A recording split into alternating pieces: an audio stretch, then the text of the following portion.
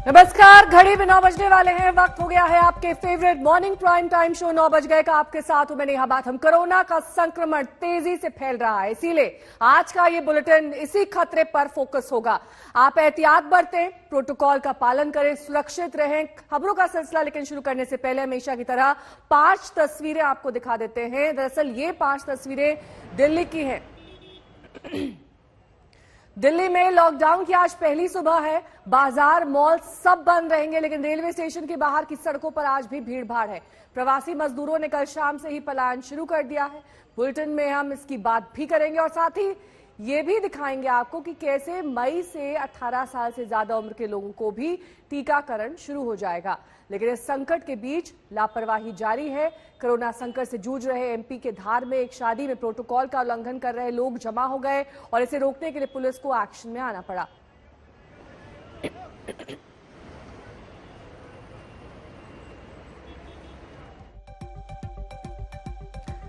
तो ये ताजा आंकड़े हम आपको दिखा रहे हैं। नए मामले 58,000 के करीब पहुंच चुके हैं। महाराष्ट्र में 28,287, उत्तर प्रदेश में 24 घंटे में 167 मौतें, उत्तर प्रदेश में दिल्ली में 23,686 नए मामले, 24 घंटे में मौतें 240। वहीं कर्नाटक की बात करें, नए मामले 15,785, 24 घंटे में मौत का आंकड़ा 146। ये तमाम राज्यों की तस्वीर। केरल 13,644 नए मामले, जबकि 24 घंटे में मौतें 21 केरल। और वहीं मध्य प्रदेश की अगर बात कर लें, यहां नए मामले 12,897, 24 घंटे में मौत 79। पश्चिम बंगाल में नए मामले 8,426, 24 घंटे में मौत 38। नए मामले देश भर में 58,924। ये महाराष्ट्र का अपडेट हम आपको दिखा रहे हैं। 24 घंटे में मौत 351। एक्टिव केसेस की संख्या 6,76,520।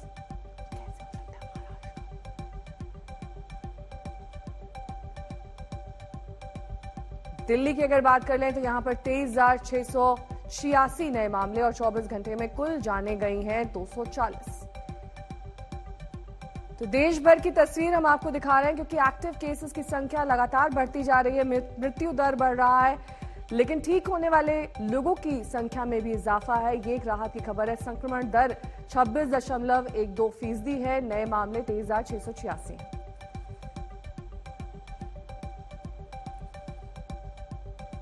हमारे 3 संवाददाता इस वक्त तमाम जानकारी के साथ हमारे साथ जुड़ गए हैं। अशोक सिंघल हमारे संवाददाता इस वक्त दिल्ली से हमारे साथ जुड़ गए हैं। अरविंद ओझा हमारे संवाददाता बाराखंबा रोड से जुड़ गए हैं।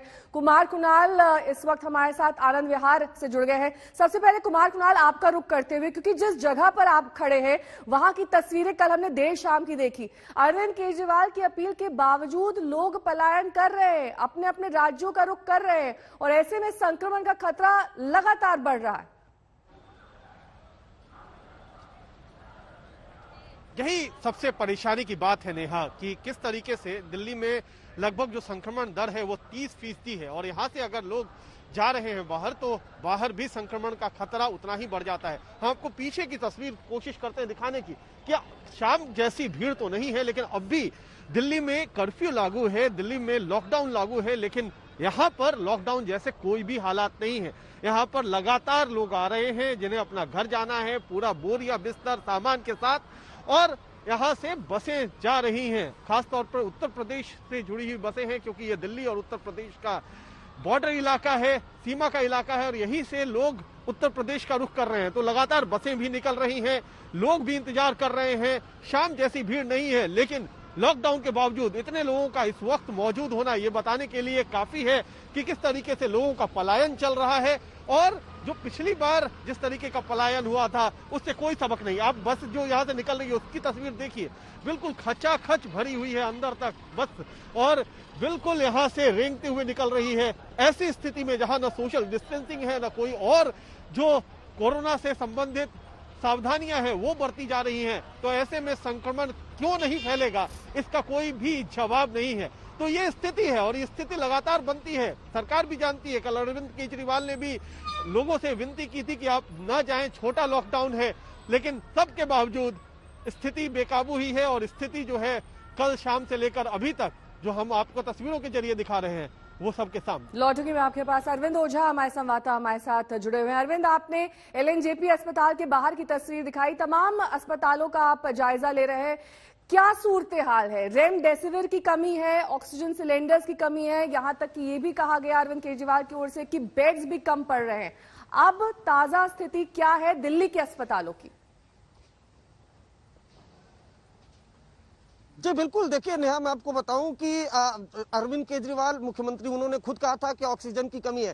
ताजा हालात की बात करें तो एलएनजेपी कल 0 बेड था, चाहे नॉर्मल बेड की बात की जाए, आईसीयू बेड की, एलएनजेपी अस्पताल में कोई बेड खाली नहीं है। सफदरजंग अस्पताल में कोई बेड खाली नहीं है। पूरे दिल्ली के अस्पतालों की बात करें, चाहे वो दिल्ली सरकार के हो चाहे केंद्र सरकार के हो, कोविड-19 के जो नॉर्मल बेड होते हैं वो 3205 अभी अवेलेबल हैं, जबकि आईसीयू के सिर्फ 42 यानी 42 जो बेड हैं वो उपलब्ध हैं। तो इससे आप अंदाजा लगा सकती हैं कि किस तरह की क्राइसिस है दिल्ली में। और खुद दिल्ली के मुख्यमंत्री अरविंद केजरीवाल ने बाकायदा साफ साफ कहा था कि काफी क्राइसिस है, यहाँ तक कि ऑक्सीजन की क्राइसिस है। हालांकि दिल्ली के जो अलग अलग अस्पताल हैं वो दिल्ली पुलिस की मदद से कहीं न कहीं ऑक्सीजन को मंगवा रहे हैं, लेकिन लॉकडाउन इसीलिए लगाना पड़ा क्योंकि मुख्यमंत्री ने कहा कि जो हालात है वो बेकाबू हो रहे हैं। लॉकडाउन लगा है 6 दिन का, जरा हालात भी आप देख लीजिए। 12 खंबा रोड, दिल्ली का दिल कहा जाता है ये कनॉट प्लेस, और देखिए पूरी तरह से सन्नाटा पसरा हुआ है। दिल्ली पुलिस के जवान यहाँ पर मौजूद हैं क्योंकि दिल्ली पुलिस कमिश्नर ने कहा कि सख्ती से लागू कराया जाएगा। इससे दिल्ली पुलिस के जवान हैं, पैरामिलिट्री फोर्सेस के यहाँ पर जवान तैनात है। अगर किसी के पास कर्फ्यू पास है उसको इजाजत है, नहीं उसके अलावा किसी को इजाजत नहीं है। लेकिन जो सबसे बड़ी चिंता की बात है नेहा, वो चिंता की बात यह है कि दिल्ली में खासकर बात की जाए तो जो नॉर्मल बेड है वो 3205 खाली है, जबकि आईसीयू के महज 42 बेड खाली है, जिसमें एलएनजेपी अस्पताल की बात की जाए तो कल भी 0 लौटूंगी मैं आपके पास। अरविंद, तमाम जानकारी आपसे लेंगे। अशोक सिंघल मेरे सहयोगी इस वक्त हमारे साथ जुड़ गए। अशोक, जहां पर आप खड़े हैं वहां पर पूरी तरीके से इफेक्टिव दिख रहा है लॉकडाउन? बिल्कुल, मैं बंगाली मार्केट में इस वक्त मौजूद हूं और पहली सुबह लॉकडाउन की। यहाँ पर जो जरूरी सामान की चीजें हैं वो तो खुली हैं, स्वीट्स की दुकानें खुली हैं, जैसे देख सकते हैं बंगाली मार्केट के अंदर बंगाली स्वीट्स खुला हुआ है, लेकिन लोग बहुत कम आ रहे हैं। बाकी मार्केट बंद है, किराना की दुकानें खुली हैं और मेरे पीछे एक दुकान जो कि नथू स्वीट्स करके बहुत फेमस दुकान है वो खुली है, लेकिन ग्राहक बहुत कम आ रहे हैं यहाँ पर। उनको हम बात करने की कोशिश करेंगे उनके मैनेजर से। आप ये बताइए कि कितने लोग दुकान खुली हुई है? हाँ सर, सिर्फ यहाँ बैठने की व्यवस्था भी है या सिर्फ ले जा सकते हैं आदमी? सभी सर मतलब सिटिंग अलाउड नहीं है सर, खाली हम टेक ओवर पैकिंग कर सकते हैं सर, अभी सिटिंग अलाउड नहीं है सर। तो लोग आ रहे हैं, ग्राहक पहले की अपेक्षा कम है, लॉकडाउन का असर है? सर थोड़े कम आ रहे हैं सर, बहुत कम आ रहे हैं अभी, लेकिन आ रहे हैं, कुछ ग्राहक आ रहे हैं सर। मिठाई लेके जा रहे हाँ हैं? जी, लेके जा रहे हैं सर। और यहाँ कोई दूसरी चीजें आप नहीं बना रहे हैं खाने पीने की? नहीं सर। तो आप देख सकते हैं कि लॉकडाउन का असर दुकानदारों पे पड़ा है, बहुत कम लोग ग्राहक आ रहे हैं। लेकिन मैं आपको बंगाली मार्केट का पूरा दिखाना चाहूंगा। पूरी मार्केट यहाँ बंद है, सिर्फ किराना स्टोर और मिठाई की दुकानें खुली हैं और फल की दुकानें खुली हुई हैं। बाकी पूरी मार्केट आप देख सकते हैं कि बंद है यहाँ पर, और लॉकडाउन का अच्छा खासा असर यहाँ दिखाई दे रहा है। जो जरूरी सामान से रिलेटेड लोग हैं, लौटेंगे आपके पास अशोक। इस बीच एक बड़ी खबर आ रही है, इस बड़ी खबर का रुख करेंगे। दरअसल प्रधानमंत्री नरेंद्र मोदी आज शाम वैक्सीन निर्माताओं के साथ वर्चुअल तरीके से बैठक कर सकते हैं। इस वक्त की बड़ी खबर यही आ रही है, प्रधानमंत्री मोदी आज ये बैठक करेंगे। जो वैक्सीन निर्माता है, कोविशील्ड बनाने वाले या फिर कोवैक्सीन बनाने वाले निर्माताओं के साथ पीएम की मीटिंग होगी। प्रधानमंत्री मोदी आज इस पर बातचीत करेंगे। किस तरीके से लगातार वैक्सीन की डिमांड बढ़ती जा रही है, इसे लेकर भी इस मीटिंग में चर्चा हो सकती है निर्माताओं के साथ। ये पीएम की अहम बैठक। अशोक सिंघल मेरे सहयोगी इस वक्त तमाम जानकारी के साथ जुड़े हुए। अशोक, हमने देखा था कैसे कल वित्त मंत्री निर्मला सीतारमण ने एक लंबा चौड़ा बजट अनाउंस किया है वैक्सीन के लिए। आज ये अहम बैठक वैक्सीन निर्माताओं के साथ होने वाली है। क्या लगता है इस मीटिंग का अहम मुद्दा वैक्सीन से जुड़े प्रोडक्शन को लेकर, उसके डिस्ट्रीब्यूशन को लेकर, तमाम तरह के पहलुओं पर चर्चा होगी? बिल्कुल, इसमें कोई दो राय नहीं है, क्योंकि वैक्सीन निर्माताओं से बात प्रोडक्शन को लेकर के बातचीत होगी क्योंकि कल ही घोषणा की थी वैक्सीनेशन के 3rd फेज की। उसमें ये कहा गया था कि 18 साल से ऊपर के लोगों को वैक्सीन लगाई जाएगी। मतलब यह है कि काफी बड़ी आबादी को अब वैक्सीन लगाई जाएगी। पहले 45 साल से ऊपर के लोगों की थी। तो वैक्सीन की शॉर्टेज ना हो, वैक्सीन की कमी ना हो, उसको देखते हुए वैक्सीन निर्माताओं से आज बातचीत की जाएगी ताकि उनको कहा जाएगा कि शॉर्टेज ना हो, आप प्रोडक्शन ज्यादा से ज्यादा करें ताकि कोई भी कमी किसी भी सेंटर पर ना दिखाई दे। जो वैक्सीनेशन सेंटर बनेंगे उस पर कोई कमी ना हो। तो उनकी क्या समस्या है, उनको क्या दिक्कत आएगी ज्यादा प्रोडक्शन को लेकर के, क्या मदद सरकार कर सकती है और क्या क्या उनकी रिक्वायरमेंट है, इन तमाम चीजों पर बातचीत की जाएगी। प्रधानमंत्री शाम 6 बजे ये अहम बैठक प्रधानमंत्री नरेंद्र मोदी की वैक्सीन निर्माताओं के साथ होने वाली है। हमारे संवाददाता सौरभ वक्तानिया इस वक्त मुंबई से हमारे साथ जुड़ गए हैं। सौरभ, हमने देखा कि कैसे लॉकडाउन के बावजूद भी महाराष्ट्र में लगातार नए मामले बढ़ रहे हैं, संक्रमितों की संख्या बढ़ रही है, एक चिंता का सबब है सरकार के लिए। बहुत ही बड़ा चिंता का सबक है नेहा, और इसके लिए अब लॉकडाउन को और स्ट्रिक्ट करने की भी बात की जा रही है। इस वक्त हम विलेपार्ले के सब्जी मार्केट में मौजूद है और मैं आपको बता दूं नेहा कि कल जो हेल्थ मिनिस्टर है और डिप्टी चीफ मिनिस्टर है उनकी एक अहम बैठक हुई है और अब वो ये नतीजे पर आने की कोशिश कर रहे हैं कि जिस तरीके से सुबह से लेकर शाम तक जो सब्जी मार्केट खुले रहते थे अब उसको कम किया जाए, उसकी अवधि कम किया जाए और सुबह 7 से लेकर 11 बजे तक ही जो है सब्जी मार्केट को खोला जाए। दूसरी सबसे अहम जानकारी नेहा मैं बता दूं कि महाराष्ट्र में जो कोरोना संक्रमित बच्चे हैं उनकी संख्या बहुत ज्यादा है। 60,000 से ज्यादा संक्रमित बच्चे की तादाद है जो पिछले 1 महीनों में ही हुई है। और सबसे बड़ी चौंकाने वाली बात नेहा कि 5 साल से कम उम्र के बच्चे जो कोरोना वायरस से संक्रमित है उनकी संख्या 9,000 से ज्यादा है। तो ये सबसे बड़ा चिंता का विषय है। दूसरी तरफ वैक्सीनेशन ड्राइव को भी अब बहुत तेजी से शुरू करने की मांग है क्योंकि कई जगह पर जो दूसरा डोज होता है वो लोगों को नहीं मिल रहा है। तो ये सारी कठिनाइयां हैं, ऊपर से रेमडेसिविर और ऑक्सीजन की तो 2 बातें है ही। तो पूरी तरीके से किस तरीके से इस पर नियंत्रण लाया जाए और शायद आने वाले कुछ दिनों में जो लॉकडाउन के जो नियम है, जो रिस्ट्रिक्शन है वो और ज्यादा कठोर किए जा सकते हैं, नियम कड़े किए जा सकते हैं। कुमार अभिषेक हमारे संवाददाता तमाम जानकारी के साथ हमारे साथ लखनऊ से लाइव जुड़ गए हैं। कुमार, उत्तर प्रदेश की क्या ताजा स्थिति है? वहां पर भी संक्रमण का आंकड़ा लगातार बढ़ रहा है। किस तरीके से वहां पर अब सरकार बेड्स को लेकर या फिर जो तमाम जरूरत की मेडिकल फैसिलिटीज होती हैं उन्हें लेकर अब अपना अभियान तेज कर रही है? देखिए नेहा, सबसे पहले तो बता दें कि जो संक्रमण की स्थिति है उत्तर प्रदेश में वो 28 से 30 हजार प्रतिदिन पूरे उत्तर प्रदेश में हो रही है और ये आंकड़ा अभी पिछले 4-5 दिनों से यही मेंटेन कर रहा है, 28,000 30,000। और साथ साथ लखनऊ की बात करें तो लखनऊ में 5800 6000 इसके आसपास ये आंकड़ा उत्तर प्रदेश में दिखाई दे रहा है। लेकिन पहले मैं आपको तस्वीरें दिखा देता हूं। मैं इस वक्त लखनऊ के 1090 चौराहे पर हूं और यहां पर बिल्कुल जिस वक्त हम लोगों ने लॉकडाउन देखा था वैसी स्थिति दिखाई दे रही है। लोग बेहद ही कम निकल रहे हैं, स्वतः स्फूर्त ये बंद जैसा है। लेकिन जैसे कल इलाहाबाद हाईकोर्ट ने कहा कि 5 शहरों को पूरी तरीके से लॉकडाउन किया जाए और सरकार 15 दिनों के लिए पूरे उत्तर प्रदेश में लॉकडाउन लगाने को सोचे, लेकिन उसके तुरंत बाद सरकार ने साफ कर दिया कि कोई लॉकडाउन वो नहीं लगाने जा रही है क्योंकि लोगों के लिए जीविका यानी रोटी भी बेहद जरूरी है और अगर लॉकडाउन लगाया जाएगा तो लोगों के जीवन पर भी मुश्किल आएगी। हालांकि इसके बारे में 2 थ्योरी है। जिस तरीके का संक्रमण इस वक्त बढ़ रहा है नेहा, बहुत सारे लोग ये डिमांड कर रहे हैं कि लॉकडाउन में जाना जरूरी है। कई स्वतः स्फूर्त जितने दुकानदार हैं, हजरतगंज, अमीनाबाद, ऐसे बड़े बड़े मार्केट सारे इस वक्त बंद हो चुके हैं। लोग ज्यादातर इस वक्त घरों में हैं। लेकिन सबसे बड़ी किल्लत लखनऊ में या दूसरे शहरों में उन मरीजों को लेकर हो रही है जिन्हें बेड नहीं मिल रहा। कुमार अभिषेक हमारे संवाददाता लखनऊ से लाइव जुड़े हुए थे।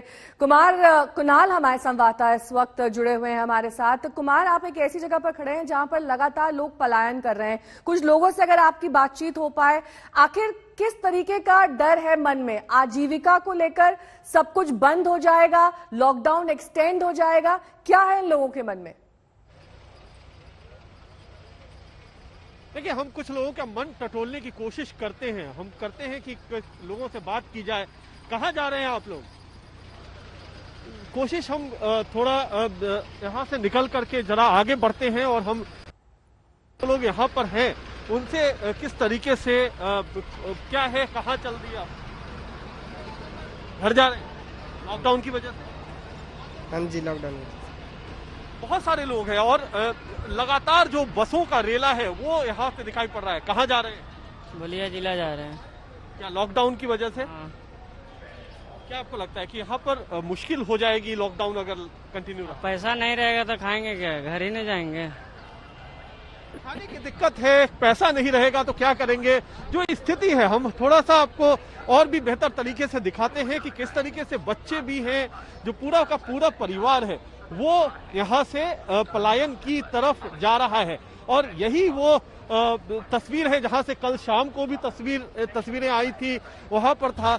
महिलाएं भी हैं, उनसे हम बात करते हैं। क्या आपको लॉकडाउन की वजह से आप यहाँ से निकल रही हैं? नहीं भैया, घर जा रहे, गेहूँ काटन। क्या है वजह? गेहूँ काटन जा रहे। गेहूँ काटने जा रहे हैं। लेकिन लॉकडाउन का भी क्या डर है या बिल्कुल बने रहेंगे और क्या करेंगे, घर रहेंगे, अभी जाके महीना खा रहे।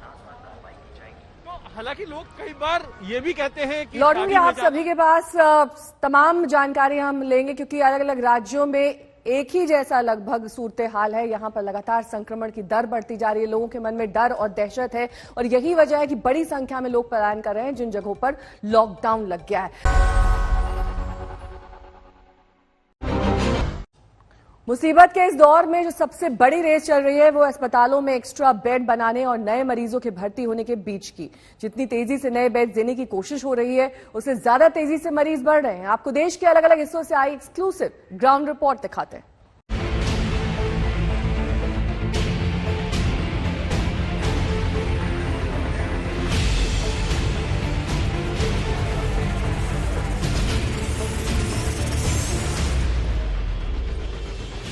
कोरोना संक्रमित हुए तो वायरस से बाद में लड़ेंगे, पहले हर पल सिस्टम से लड़ना होगा।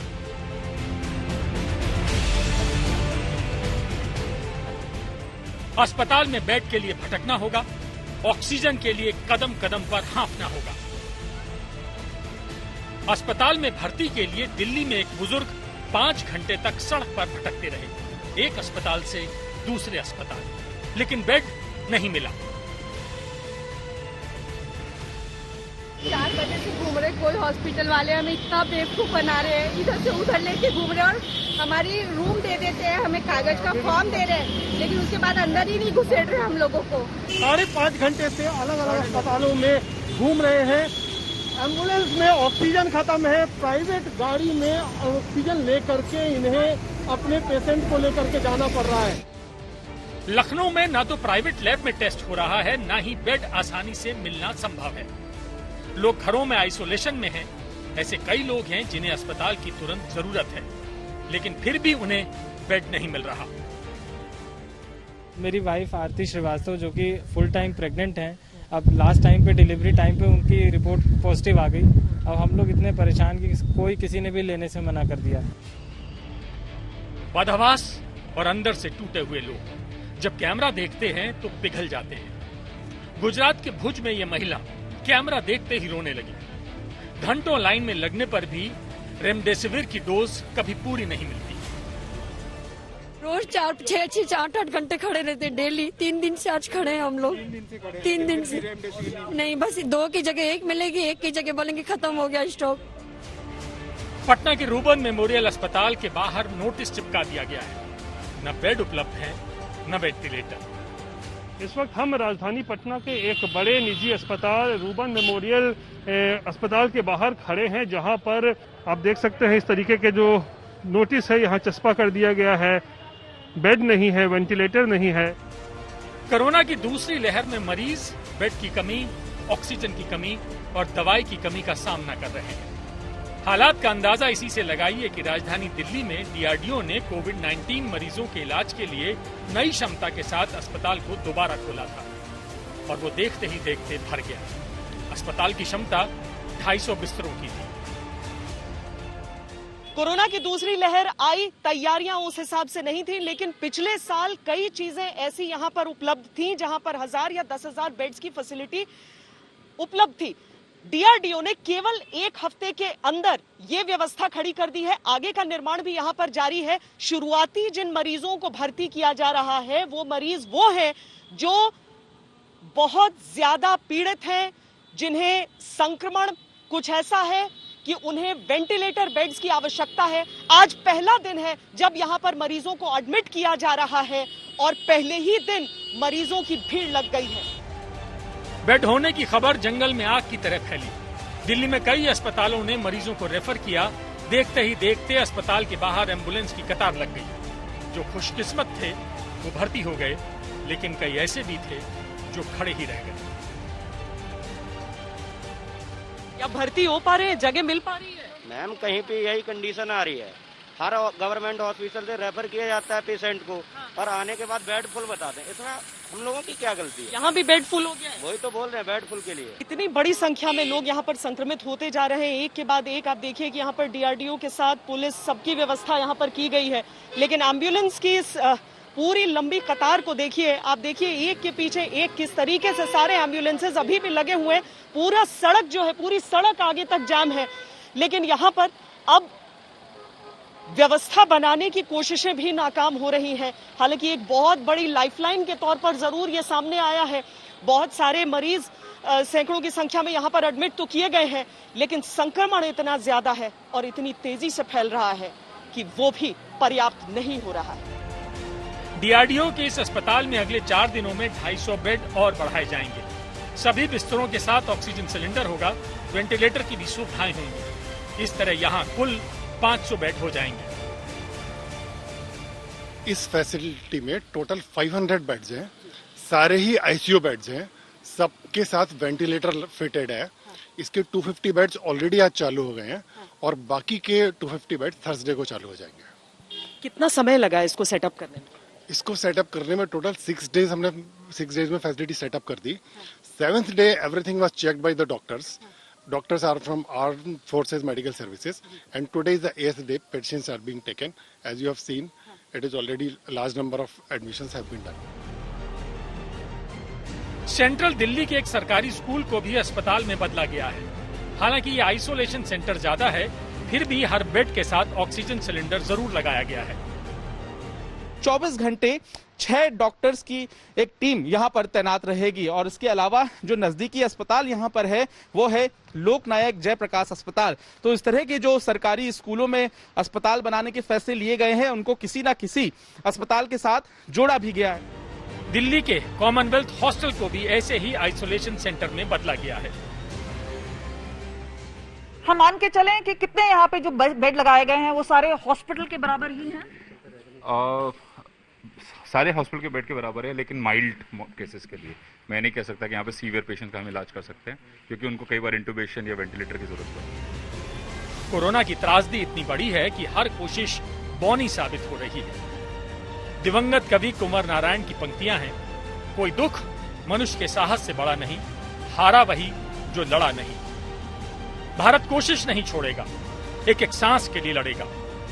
दिल्ली से श्वेता सिंह, लखनऊ से अभिषेक मिश्रा, पटना से रोहित सिंह के साथ आज तक ब्यूरो। कोरोना के आगे बड़े बड़ों की हिम्मत जवाब दे गई।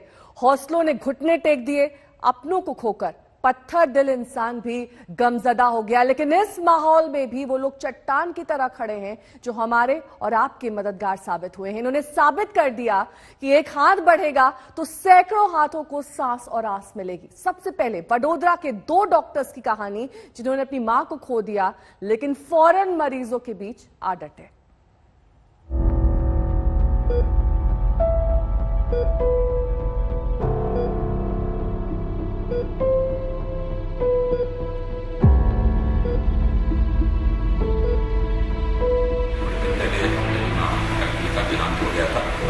सेवा धर्म है कि मरीजों की सेवा करना, उसके लिए मैं यहाँ पे ड्यूटी ज्वाइन कर लिया है।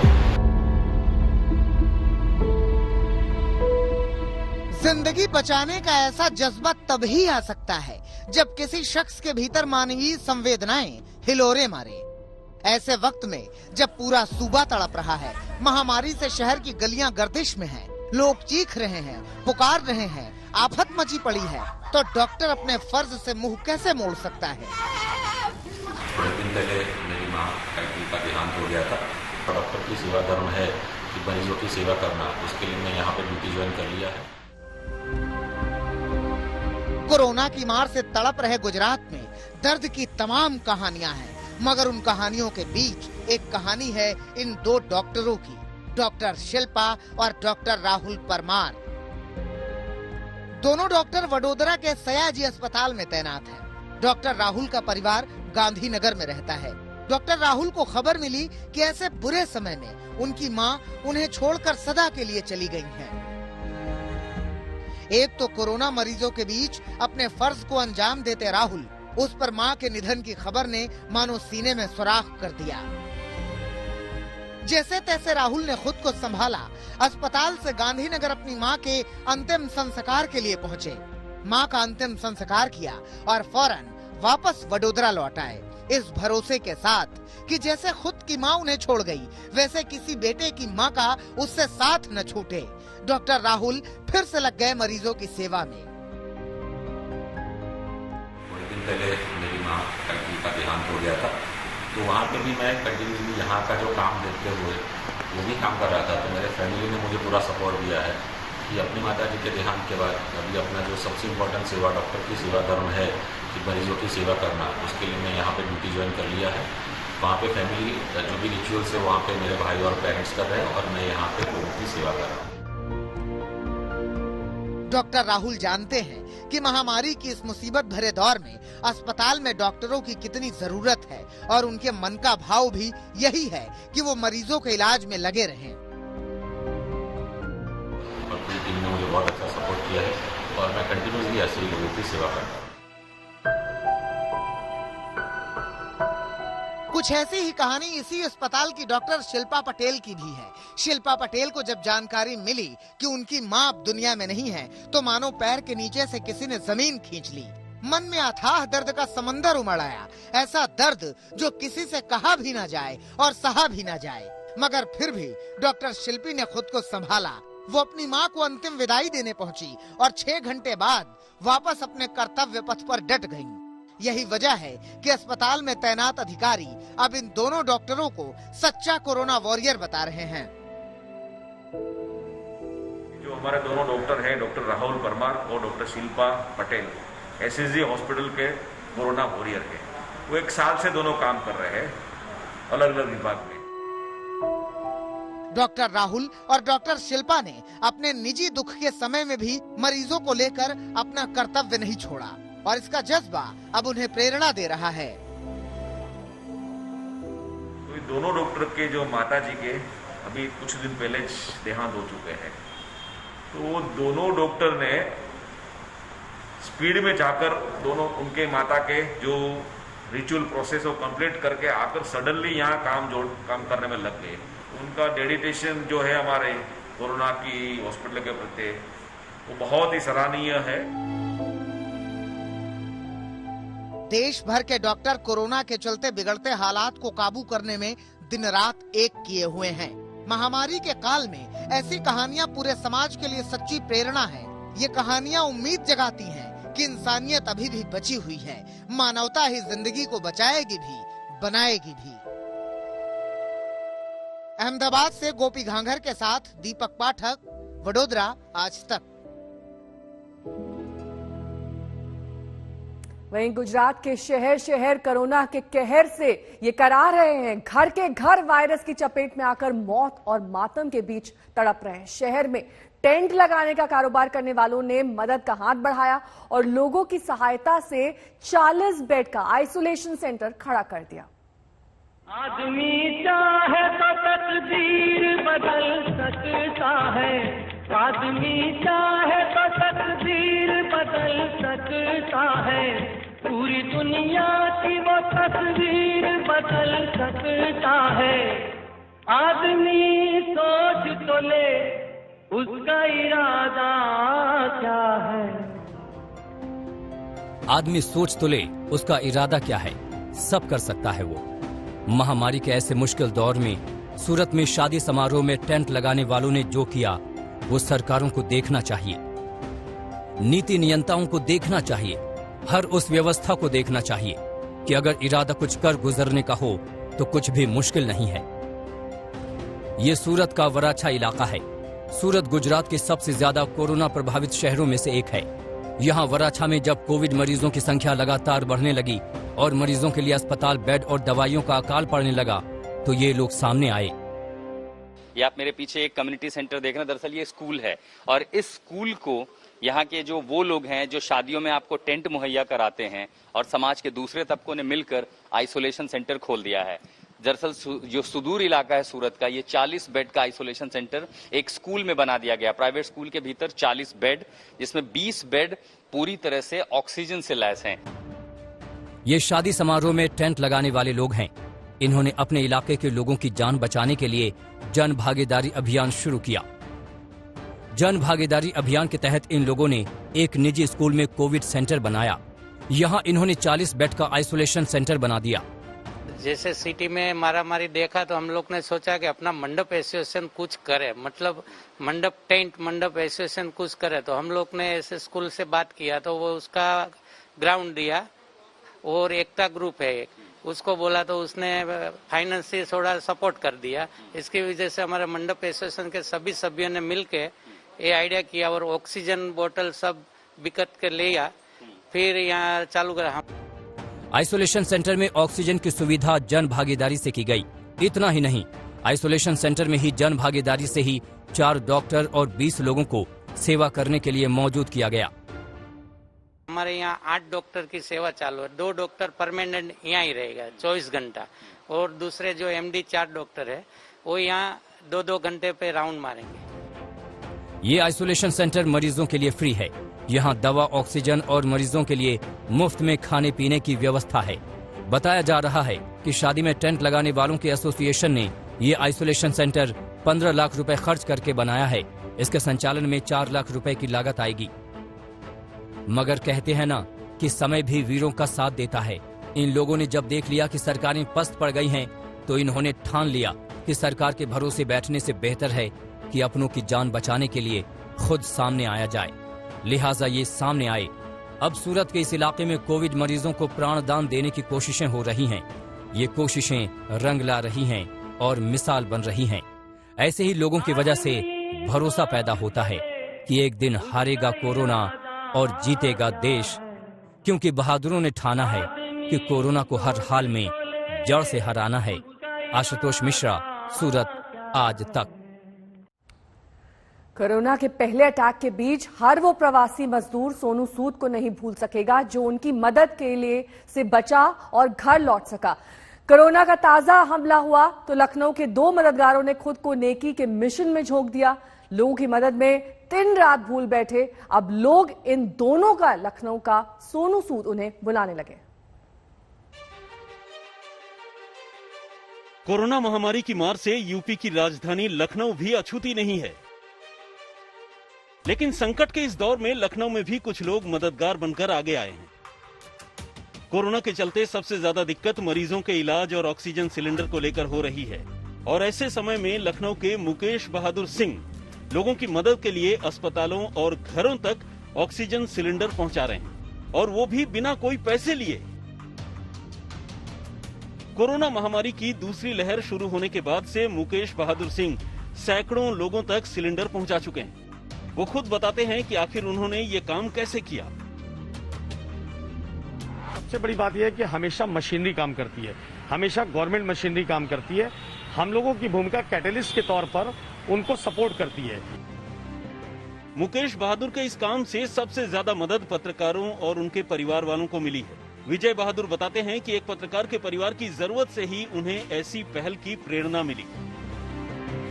वर्तमान परिस्थिति में अगर बात करें तो जो सबसे बड़ी समस्या जो मुझे दिखी, वो जो जर्नलिस्ट जिसको हम फ्रंट लाइन वर्कर मानते हैं और कोरोना वॉरियर मानते हैं, तो सबसे बड़ी समस्या जर्नलिस्ट के सामने। तो मीडिया के बहुत सारे ग्रुपों में जब हमने देखा कि जर्नलिस्ट परेशान हो रहे हैं, उनके परिजन परेशान हो रहे हैं, ऑक्सीजन की दिक्कत हो रही है, तो हमने इसको एक टास्क और मिशन की तरीके से लिया। लखनऊ के लोगों के चर्चा में छाए दूसरे मददगार हैं शलभमणि त्रिपाठी, जो मुख्यमंत्री योगी आदित्यनाथ के सलाहकार हैं। कोरोना के इस संकट काल में वो सोशल मीडिया पर लगातार एक्टिव होकर लोगों तक सहायता पहुंचाने में लगे। जो एक्स्ट्रा प्रेशर हॉस्पिटल्स पे आ सकता था वो भी रुक रहा है, तो एक पूरा एक चैनलाइज करके अपने कुछ दोस्तों की मदद से कुछ पत्रकार साथियों की मदद से, सबका सहयोग लेके एक हेल्प ग्रुप बना के एक कॉमन ग्रुप बनाया हुआ है। उस पर मैसेज फ्लोट कर देते हैं कि L1 का बेड चाहिए, L2 का बेड चाहिए, प्लाज्मा चाहिए, ऑक्सीजन चाहिए, और उसमें कोई न कोई जरूर आ जाता है कि हम अवेलेबल करा रहे हैं। तो प्रयास ये कर रहे हैं कि गौरैया प्रयास जो कर सकते हैं इस पूरी महामारी के दौर में, एक बहुत कठिन दौर में, एक स्मॉल कॉन्ट्रीब्यूशन एक सामान्य नागरिक होने के नाते कर सकते हैं, वो करने का प्रयास करें। कोरोना महामारी के दौर में ये दोनों जिस तरह से लोगों की जिंदगियां बचाने में लगे हैं, वो किसी देवदूत जैसी पहल से कम नहीं है। कुमार अभिषेक, लखनऊ, आज तक। कोरोना ने हालात ऐसे दुश्वार बना दिए हैं कि जीते जी ना दवा मिल रही है, ना बेड, और मौत के बाद शमशान घाट नसीब नहीं हो रहा है। कब्रिस्तान में भी इंतजार और इंतजार ही है।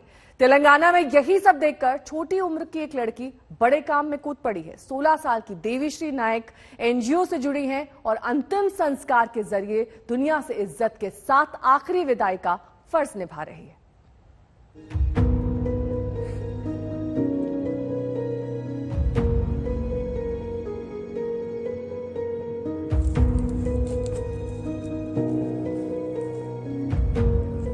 छोटी सी उम्र और इंसानियत का जज्बा ऐसा कि ये लड़की लोगों के लिए मिसाल बन गई है। कोरोना काल में ये लड़की ऐसा काम कर रही है कि पूरे तेलंगाना राज्य में उसकी तारीफ हो रही है। 16 साल की देवीश्री डॉक्टर अन्नन सेवा फाउंडेशन नाम के एनजीओ से जुड़ी वॉलंटियर हैं और लावारिस लाशों का अंतिम संस्कार कराने में हाथ बटाती हैं। इनमें कोरोना संक्रमण से जान गंवाने वालों के शव भी शामिल हैं। पहले ये एनजीओ ऐसी लावारिस लाशों के अंतिम संस्कार में मदद करता था जो रेलवे ट्रैक पर क्षत विक्षत हालत में मिलती थी, लेकिन कोरोना का प्रकोप बढ़ने के बाद इस एनजीओ ने महामारी में जान गंवाने वालों का अंतिम संस्कार भी शुरू कर दिया। 16 साल की देवीश्री इस काम में बढ़ चढ़कर मदद कर रही हैं। दरअसल देवीश्री इस एनजीओ से लॉकडाउन के दौरान जुड़ी। देवीश्री वॉलंटियर्स की ऐसी टीम का हिस्सा हैं जिसमें सभी महिलाएं हैं। देवीश्री इंटरमीडिएट की पढ़ाई करने के साथ समाज सेवा कर रही हैं। टीम से जुड़ी और महिलाएं भी 16 साल की लड़की के इस काम और समर्पण की तारीफ करती हैं और उन्हें असल कोरोना वॉरियर बताती हैं। तेलंगाना से आशीष पांडे के साथ आज तक ब्यूरो। केंद्र सरकार ने कोरोना वैक्सीनेशन पर बड़ा फैसला लिया है। देश में अब 1 मई से 18 साल से ज्यादा उम्र का हर व्यक्ति वैक्सीन लगवा सकेगा। वैक्सीनेशन के तीसरे फेज में टीकाकरण तेज करने के लिए यह फैसला किया गया। कल देश भर के डॉक्टर से पीएम मोदी ने मीटिंग की है। लगातार संक्रमण को रोकने पर मंथन चल रहा है।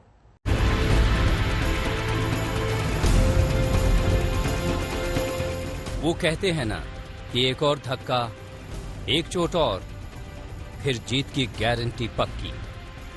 कोरोना को हराने की इस जंग में अब 18 साल के उम्र के ऊपर के तमाम लोगों के लिए वैक्सीन का रास्ता साफ हो गया है। डॉक्टरों और एक्सपर्ट्स के साथ बैठक के बाद प्रधानमंत्री नरेंद्र मोदी ने यह फैसला लिया है। 1 मई से वैक्सीनेशन का चौथा चरण शुरू होगा। इसमें 18 साल से ऊपर के सभी लोग वैक्सीन ले सकेंगे। केंद्र सरकार ने राज्य सरकारों को सीधे कंपनियों से वैक्सीन लेने की छूट दी है, यानी राज्य सरकारें खुद ही वैक्सीन ले सकती हैं। वहीं वैक्सीन अब बाजार में भी उपलब्ध होगी। गृह मंत्री अमित शाह ने आज तक से खास बातचीत में ये बात साफ कह दी कि वैक्सीन की कोई कमी नहीं है। सरकार पूरी रफ्तार से वैक्सीनेशन मिशन को आगे बढ़ाएगी। जहाँ तक वैक्सीन का सवाल है, प्रधानमंत्री जी ने बहुत तेजी से कुछ निर्णय किए हैं, जैसे यूरोपियन यूनियन, अमेरिका, जापान और WHO ने जिनको परमिशन दी है, वो वैक्सीन को भारत में अब ट्रायल की जरूरत नहीं, तो उनकी उपलब्धता बढ़ेगी। दूसरा, स्पुतनिक को भी मंजूरी अब मिल गई है, ट्रायल के बाद परमिशन मिल गई है, उनकी भी बॉटलिंग अब जल्दी ही शुरू होगी। और जो एक्सिस्टिंग दो वैक्सीन है, इसकी मैन्युफैक्चरिंग बढ़ाने के लिए भी युद्ध स्तर पर काम हुआ है। इसके साथ ही वैक्सीन के दाम भी फिक्स किए जाएंगे। 18 साल से ज्यादा के उम्र के लोगों के वैक्सीन को लेकर सरकार जल्द ही प्रोटोकॉल जारी करेगी। अभी तक सरकारी अस्पतालों में वैक्सीन बिल्कुल फ्री दी जा रही है, लेकिन अगर कोई निजी अस्पतालों में वैक्सीन लगवाता है तो उसे पैसे देने पड़ रहे हैं। अभी तक सरकार ने एक डोज के लिए 250 रुपए की अधिकतम सीमा तय कर दी है।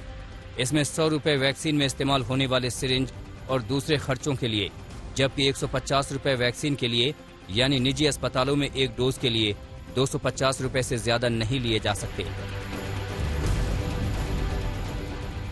ये एक बहुत ही पॉजिटिव स्टेप है और एक बड़ी अच्छी मूव है मोदी गवर्नमेंट की। एंड आई थिंक कि इससे जल्दी से जल्दी ये जो प्रॉब्लम जो हमारे कंट्री के ऊपर, पूरे वर्ल्ड के ऊपर आई है, वो जल्दी से जल्दी इरेडिकेट होगी। अच्छी बात है, बहुत अच्छी बात है।